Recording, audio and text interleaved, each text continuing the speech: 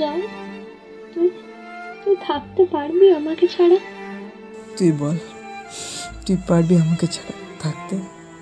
খুব কষ্ট হবে রে তোকে ছাড়া, খুব কষ্ট হবে।